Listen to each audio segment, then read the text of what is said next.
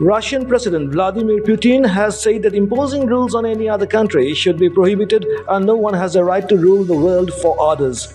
Addressing the plenary session of the Valdai Discussion Club in Sochi in Russia on Thursday, Putin stressed the necessity to build an open, interconnected and diversified world where imposing rules on other countries should be prohibited.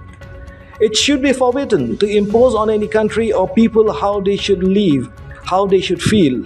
Only true cultural and civilisational diversity will ensure the well-being of people and the balance of interests, he said, adding that no one has a right to rule the world for others. The Russian president also stressed that a lasting global peace will not be established until all countries' opinion is respected and all feel safe. You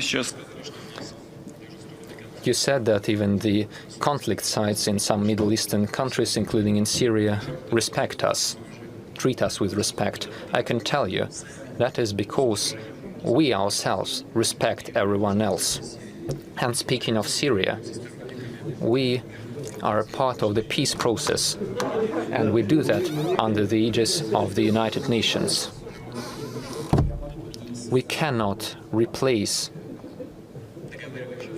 the sides themselves. We can only create the conditions, and to a certain point, if it's acceptable for everyone, we can act as guarantors for these agreements, including with the involvement of our partners in this process.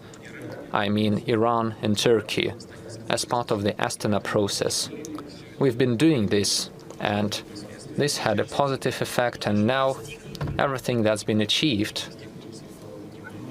and much has been achieved, keeping in mind the cessation of fire, and we have created the conditions for the peace process. We all did that, and our partners did that with the goodwill of the Syrian leadership. And of course, much is yet to be done. And I think that this external interference and any attempts to create the quasi-state formations in Syria would lead to nothing good. The replacement of the Arab tribes that have been traditionally living on certain territories in order to create these quasi-states is a complicated story that can only lead to the prolonged conflict. Nevertheless, we are ready to contribute to the increase of trust, to build trust between the central authorities of Syria and the Kurds living in the east of the country. This is a complicated process. You know, I'm trying to be very careful here because every word matters. That's the first point. Now, secondly, speaking of Iraq, we have very good relations with Iraq, and we welcome the visit of the Prime Minister of Iraq to Russia. It is true that there are many questions of mutual interest. First of all, in the area of energy. But there is also another important aspect in the economic area, logistics. I will not go too deep into the details, but we know that there are several options for the development of logistics and transport chains and routes through Iraq.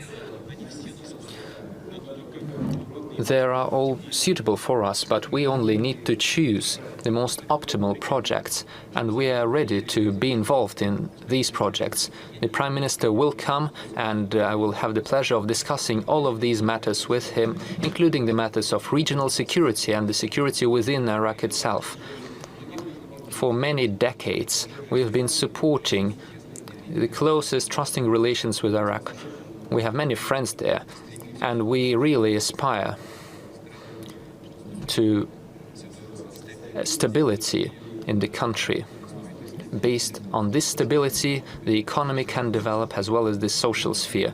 We're expecting the visit of the Prime Minister, and I'm sure that this visit would be very productive, and it is very timely.